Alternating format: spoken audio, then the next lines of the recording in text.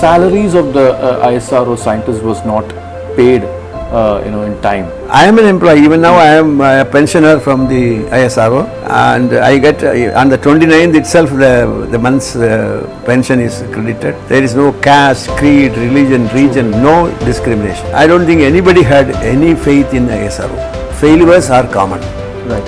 You can't swim without drinking water. Sir, as of today, how do you look at the funding, especially in the last 7 years? How do you look at the budgetary allocation as far as ISRO? My information, when I talk to my colleagues and all, I don't think that they are running shortage of fundings for the past 9, 10, 15 years. We have with us former ISRO scientist Nambinarayanan, who has contributed immensely to the Vikas rocket engine and also was in charge of the cryogenic division. Now that the Chandrayaan 3 mission, the lunar landing has happened.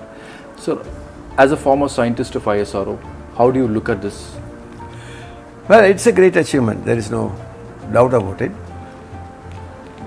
It's a great achievement in the sense that we have landed there flawlessly, in the designated place, in the designated manner, Yes. and the designated time, and we had the, I don't know whether you can use the word audacity to show this to the entire world. Okay, this is what it is, you look at it. Which only shows our confidence level. Yes. As far as this project goes.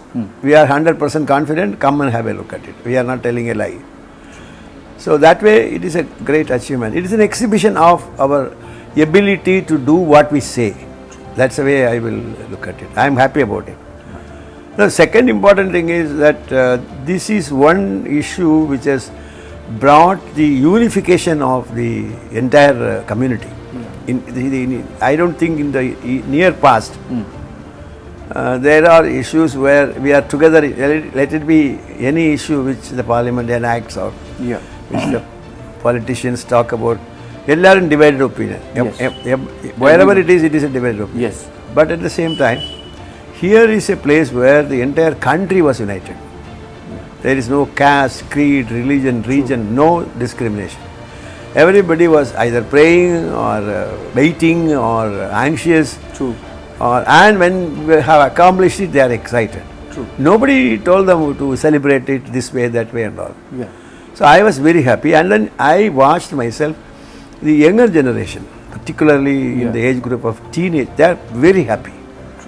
And that gives a hope that we have a future to unify ourselves in this. So that way I give 100% credit to this project. Yes. What should be the priorities for the space mission? See, actually the Chandrayaan mission is a prelude to a manned mission. Otherwise, I don't think that you will do everything by an artificial intelligence. You need to send. True. So it is a prelude. Yes. Now, that way, if you look at it, which is again a prelude for an interplanetary travel, Right. which is again a prelude to understand whether moon can be used as an intermediate stopping point for you, or whether you can make things amenable, so that for example, you can have a tent, you can create oxygen, or you can make use of the material available there. So it is multiple. The one thing is very clear. It is exploration of the moon first. And then exploitation of the moon second. Right. And then third one is using that as a stepping stone for further travel. True. Now in that process, you are now doing the very first step. Right. You are trying to see whether you can land at all there. Now you have proved that you can land. Now if the proper funding is there, we can again go further. Sir, you spoke about the funding. So earlier there was an allegation by various opposition parties that the budgetary allocation towards space mission was quite less. So you being a scientist from that era, how do you look at that phase till now? As of now, has it improved, or what do you think about it? You see, the funding comes from government has different priorities. Now, if you look at it in the beginning, I don't think anybody had any faith in ISRO. Okay. Your SLV was mimicked as a sea-loving vehicle, and ASLV was mimicked always sea-loving vehicle. because we had a first failure in SLV3, and of course ASLV was continuous failures were there. But people do not understand or did not understand Yeah. that this is how it is. For example, we are talking about kerosene as a fuel, semi-cryogenic engine. The JPL laboratories in USA, they were having JP1, JP2, like that it went up to JP14. Different numbers were given for different, same kerosene. Everywhere it had a problem. And thousands of crores of rupees, dollars were spent on it. Yeah. Then finally they struck a combination which they named it as RP1. So this is the so-called Lauds RP1 combination. Okay. But many people do not know that this RP1 had predecessors which is JP1 to JP14. Okay. But why I am saying this is failures are common. Right. You can't swim without drinking water. You can't cycle without falling many places. It's natural. It will happen. So at that time, nobody had any faith in ISRO. Okay. In fairness, if I may say, I was the one who was carrying a DART payload from Papanangod industrial complex, because we didn't have a lathe even to turn it. Okay. From that complex to Tumba, Okay. via East Fort in Trivandrum, Okay. by KSRTC bus. Oh. We didn't have a jeep, we didn't have a car, or we didn't have anything. So that means we didn't have any budget allocation whatsoever. We had only one bus, and it will run 2 shifts and things like that. Anyway, that was in the beginning. But as time went by, when Kalam took over and Kalam was trying his best to make the SLV3, Yeah. I don't think that the budget was available for the asking. Okay. It was given, Yeah. but you have to be, it's a very really tough way to, I don't know how to put it, but it is very difficult. True. But that was so, I wouldn't complain anything about it, but the point is they didn't have any faith on you. Okay. And there are opinions, in fact when we went for even the PSLV approval, Yeah. it was not readily available. Okay. It went through the mill. So the problem was with respect to the priorities of the government. That is number one. Number two, the faith they had on you. That was number two. Number three is again our own priorities. But later, Yeah. when time moved by, ISRO had established its own credentials in terms of its performance and success, and also we were absolutely a corrupt-free organization, dedicated workers. And in ISRO, I used to say proudly, you name any specialization, let it be metallurgy, let it be fabrication, let it be control guidance, we have the best people in the country with us. So in that way we were proving our mettle, and then in the process we had more and more budget. Even for the liquid propulsion, I am a direct affected person.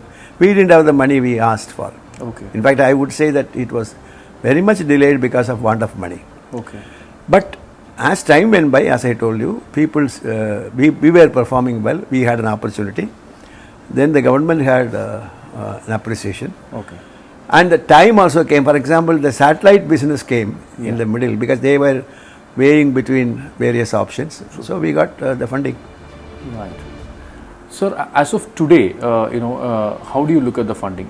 Especially in the last 7 years, how do you look at the budgetary allocation as far as ISRO and this?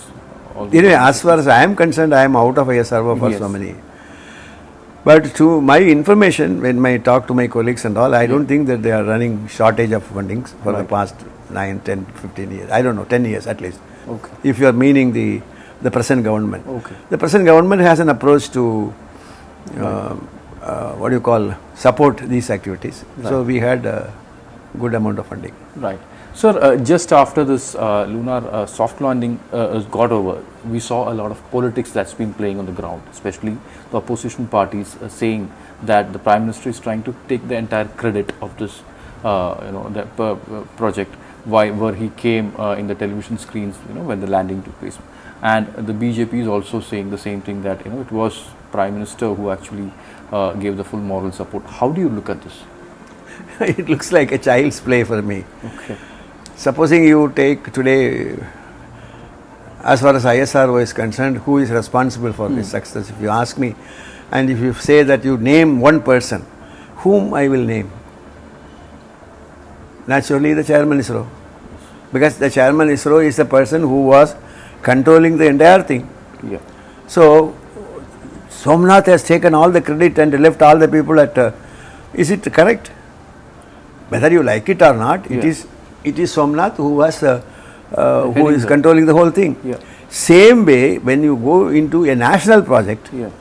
who else can be credited with? Particularly, it is the Prime Minister. So you may not like the Prime Minister for different reasons. Yeah. That is your problem. But the Prime Minister will be. Can you remove him from the post No. just because you don't like him? No. So I personally think it is inevitable. It is the fait accompli. It will be there. Right. There is no point in talking about it and worrying about it. I would call it as it's a decorum. You should accept it.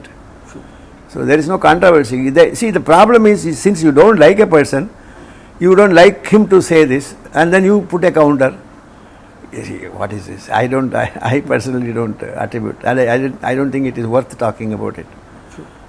Also, sir, there was also one more allegation that's coming up from the opposition, at least from few ranks, that the salaries of the ISRO scientists was not paid, in time, due to which there were a lot of hardships that's been faced by the scientists. Have you heard of it, or how do you? If you To me, it is a news. Okay. I have never heard of ISRO scientists were not paid the At salary. least the employees were not. I am an employee. Even now, I am a pensioner from the ISRO, and I get on the 29th itself the month's pension is credited. Not even a single month goes by without it is credited to my account. Yeah. But then, if that is the case, then how do you say the working people's salary will be withheld? I don't think there is any iota of truth in it. Okay. Thank you, sir. Thank you very much for sharing with us, and thank you. I think wish you all the best. So that was Nambinarayanan, the former ISRO scientist who spoke in detail exclusively with the New Indian, speaking about the lunar mission and also on the successful landing of the Chandrayaan 3, and who also spoke on various aspects about the future, about the budgetary allocation towards ISRO, and also how various political parties are trying to make politics after the issue, after the soft landing happened. In Trivandrum, with video journalist Lal Pudwal, this is Vivek for the New Indian.